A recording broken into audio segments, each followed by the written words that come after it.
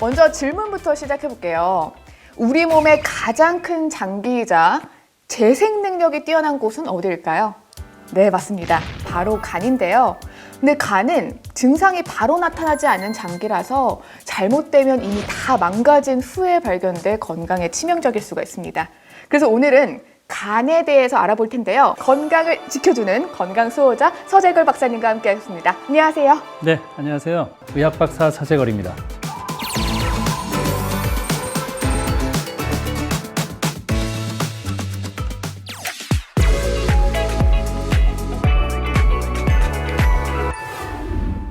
간하면 이제 해독작용이라고 많이 생각을 하면서 이 해독작용에 도움이 되는 헛개차나 밀크시스를 많이 드시고 있는데 해독작용 말고도 간이 여러 기능들을 하고 있나요? 맞습니다. 간을 잘 모릅니다, 사실 우리가.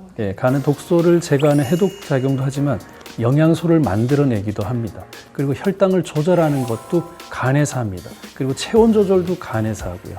그래서 굉장히 많은 기능들을 하고 있기 때문에 사실 5만 가지 일을 다 하고 있습니다. 근데 이제 의학적으로는 500여 가지의 일을 하고 있다. 이렇게 이제 표현을 하고 있고요. 노폐물 제거하고 이런 것들도 간이 판단해서 얘는 버려야 되겠다, 얘는 흡수해야 되겠다, 이런 것들 다 판단을 하고 있습니다. 그런데 우리나라 사망률의 2위가 간암이라고 들었거든요. 네. 간에 도움이 되는 약을 섭취하고 있는데 그런 것들도 간에 좀 도움이 될까요?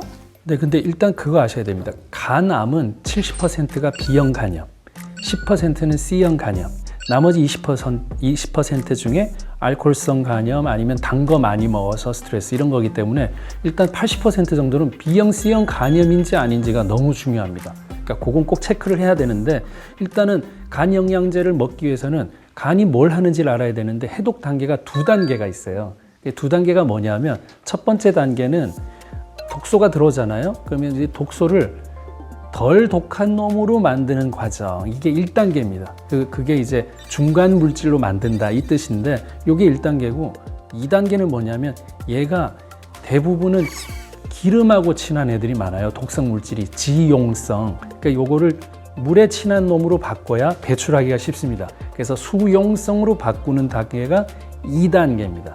그래서 두 길이 있습니다. 하나는 신장으로 보내서 물에 잘 녹는 놈이면 소변으로 배출시키고 만약에 담즙이 관여를 했다면 대변으로 배출시킵니다. 그러니까 마지막 배출까지 하면 끝나는 거거든요. 근데 영양제들을 보면 다 그렇진 않지만 1단계에 치중되어 있는 영양제들이 꽤 있습니다. 그러면 실컷 덜 독한 물질로 중화를 시켜놨는데 그 다음 처리가 안 되는 거예요. 그럼 다시 재흡수돼서 더 독한 놈으로 옵니다. 간에 대한 영양제도 1, 2단계 해독작용을 다 포함한 그런 것들로 제대로 드셔야지만 도움이 될 수가 있습니다.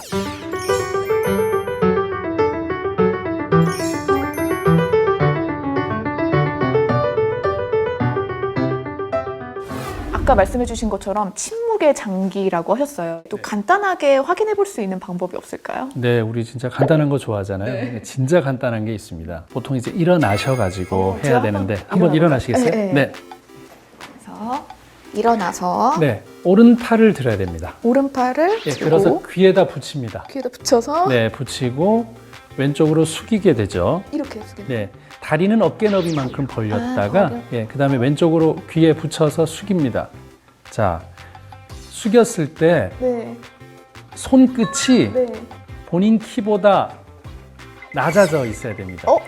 저는 어떻게 되는 거죠? 네, 조금 낮아졌네요.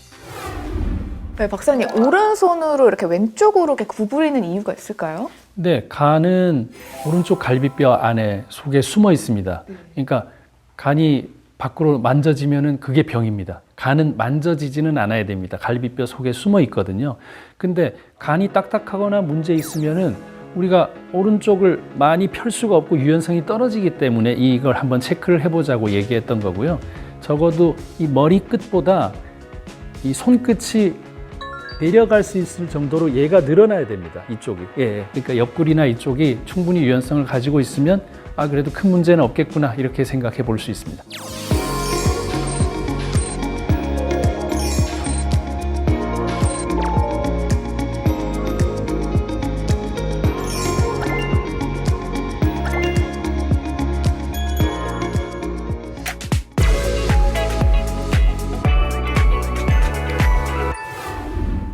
박사님, 간 건강을 위해서는 이제 커피가 간에 좋다는 말도 들었거든요. 네, 맞습니다. 진짜로 커피가 간에 좀 도움이 되나요? 맞습니다. 이건 연구 결과가 확실하게 있습니다. 그래서 커피는 이제 간염이나 간경화나 간암에 좀 예방적인 효과가 있다라는 연구 논문들이 많이 나와 있고요.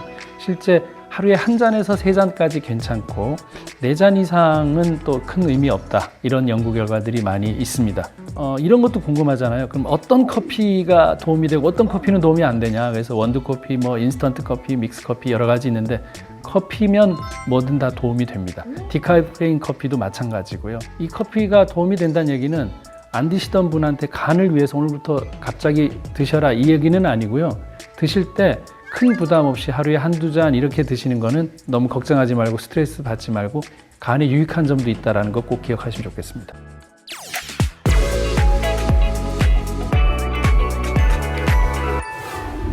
그러면 이제 커피 외에도 간 건강에 좋은 음식에는 또 어떤 것들이 있는지 궁금합니다. 첫 번째 음식은 제가 추천하는 거는 브로콜리하고 양배추입니다. 브로콜리 안에 있는 그 설포라판이라는 물질이 또 우리 몸의 활성산소 제거하고 염증 없애는 데 좋고 또 양배추의 인돌이라는 물질은 특히 비알코올성 지방간에 좋습니다. 비알코올성 지방간은 뭐냐면 술 하나도 안 먹는데 단 거 엄청 먹어서 생기는 저는 사실 20년 넘게 브로콜리 양배추를 매일 먹고 있거든요. 예, 그게 장점이 있고 또 이제 진짜 간을 위하는 또 채소 한 가지 그러면 부추입니다. 부추.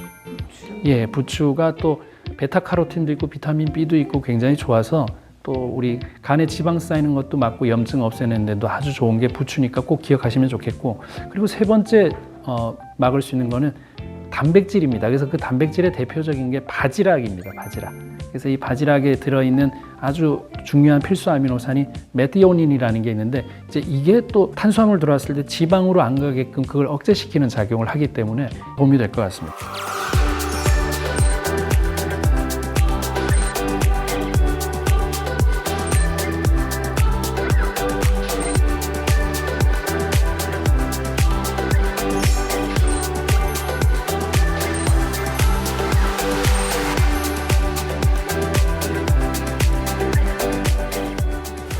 오늘은 침묵의 장기라고 불리는 간에 대해서 이야기 나눠봤는데요. 여러분들이 너무 간을 막 쓰지 말고 간의 소리에도 귀를 기울여서 오래오래 아껴 쓰면서 아주 간 건강이 되면 모든 건강을 다 지킬 수가 있습니다. 간을 한 번 더 생각하시는 하루 됐으면 좋겠습니다. 그럼 디톡스 톡톡 다음 시간에 더 알찬 내용으로 만나 뵙겠습니다. 감사합니다.